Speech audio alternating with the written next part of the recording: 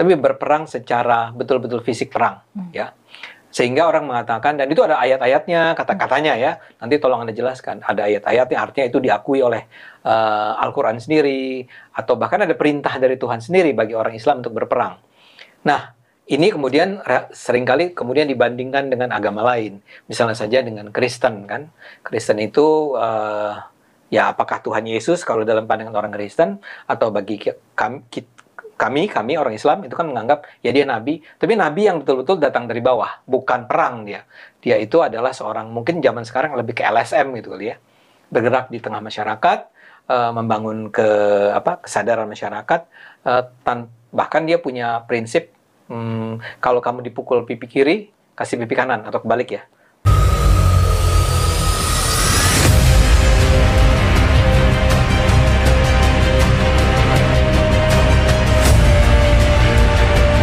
Assalamualaikum warahmatullahi wabarakatuh. Sahabat beriman, berjumpa kembali di Bintang Mu'allaf Channel. Mudah-mudahan kita semua selalu sehat walafiat di dalam lindungan Allah Subhanahu wa ta'ala. Salam satu Tuhan, Allahu Akbar. Teman-teman, kesempatan kali ini kita coba akan mereaction ya sebuah video dari Cokro TV yang mana di situ membahas tentang perang. Dan di situ ada tendensi kebencian terhadap agama Islam dari sang pembawa acara di Cokro TV, yaitu mengatakan bahwa Islam adalah agama perang. Ada ayat-ayat perang yang diperintahkan oleh Allah Subhanahu wa ta'ala di dalam Al-Quran. Dan lalu sang pembawa acara Cokro TV tersebut membandingkan dengan ajaran Kristen, yang katanya di dalam ajaran Kristen adalah ketika dipukul pipi kirimu maka berikanlah pipi kananmu. Teman-teman, mari kita simak videonya. Mungkin 27-28 kali ya, walaupun perang yang besar itu 7-8 kali. Dan kemudian dia juga membunuh. Dia berperang dalam artian fisik ya, bukan berperang ide, bukan berperang gagasan, tapi berperang secara betul-betul fisik perang ya. Sehingga orang mengatakan, dan itu ada ayat-ayatnya, kata-katanya ya. Nanti tolong Anda jelaskan. Ada ayat-ayatnya, artinya itu diakui oleh Al-Quran sendiri, atau bahkan ada perintah dari Tuhan sendiri bagi orang Islam untuk berperang. Nah, ini kemudian seringkali kemudian dibandingkan dengan agama lain. Misalnya saja dengan Kristen, kan. Kristen itu, ya apakah Tuhan Yesus kalau dalam pandangan orang Kristen, atau bagi kami orang Islam itu kan menganggap ya dia nabi, tapi nabi yang betul-betul datang dari bawah, bukan perang dia. Dia itu adalah seorang, mungkin zaman sekarang lebih ke LSM gitu kali ya. Bergerak di tengah masyarakat, membangun kesadaran masyarakat, bahkan dia punya prinsip kalau kamu dipukul pipi kiri, kasih pipi kanan atau kebalik ya. Kalau kamu dipukul pipi kanan, kasih pipi kiri. Ini kan jadi kayak beda banget sama Islam. Nah, yang kita ingin bicarakan di sini Islamnya dulu nih. Apa pendapatmu atau penjelasanmu tentang Islam sebagai sebuah agama perang atau Nabi Muhammad sebagai panglima perang ini? Ini pertanyaannya berat banget ya. Cuman mungkin kita harus, yang paling penting dari semuanya tuh kita lihat konteks budaya, konteks sosial, konteks zaman lagi pas awal-awal Islam muncul. Ketika aku bilang awal Islam muncul itu berarti ketika Nabi menyebarkannya ya. Gitu. Itu ketika Nabi Muhammad yang menyebarkannya, kan soalnya nanti ada yang argumen Islam itu udah dari Nabi Adam gitu. Nanti ada yang kita nggak masuk yang itu. Ya, ketika aku bilang awal Islam itu berarti ketika awal Nabi menyebarkan Islam. Nah, konteks zamannya beda. Ketika lagi zaman Nabi, yang namanya perang suku itu biasa. Perang suku ya? Perang suku itu biasa. Karena kehidupan mereka tuh memang sangat tribal. Jadi ketika... Apa itu tribal? Suku, sangat kesuku-sukuan. Nah, teman-teman, di situ kita bisa melihat ya, pembawa acara di channel Cokro TV yaitu Adi Armando memberikan judul Islam Agama Perang Tanda Seru, bukan tanda tanya. Artinya di situ adalah sebuah pernyataan, bukan pertanyaan. Banyak yang menilai agama Kristen dan Katolik itu adalah agama yang penuh dengan ajaran cinta kasih sesama manusia. Inilah yang selalu ditawarkan oleh para penginjil, para misionaris, dan para pendeta di dalam mencari manusia untuk diajak mempercayai Yesus sebagai Tuhan. Para misionaris gereja menjanjikan ajaran kasih sayang dan damai dalam kasih Yesus Kristus. Dalam agama Kristen digambarkan hidup yang penuh cinta kasih.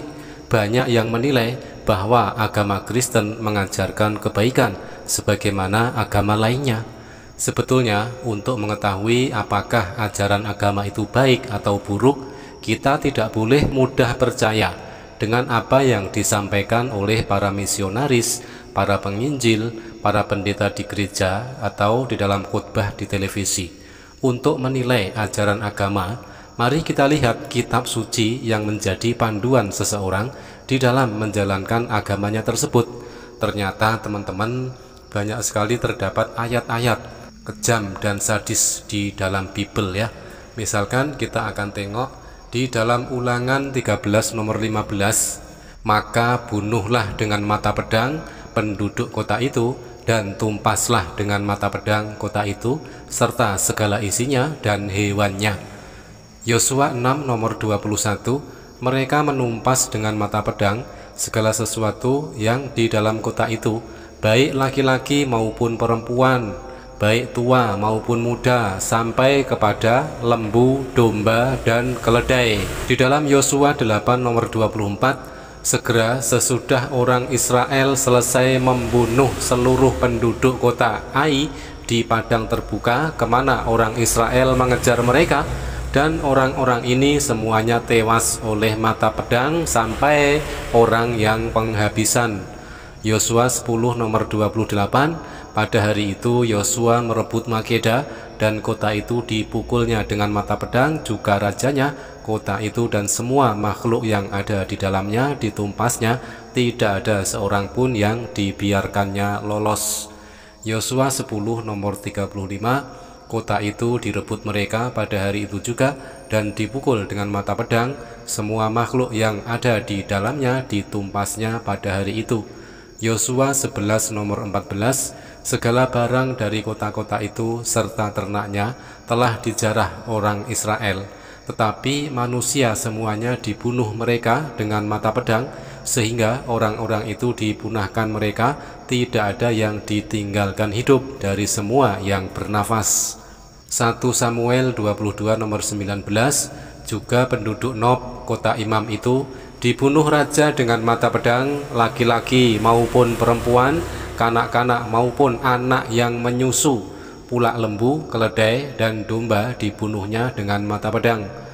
Amos 9 nomor 4, sekalipun mereka berjalan di depan musuhnya sebagai orang tawanan, aku akan memerintahkan pedang untuk membunuh mereka di sana.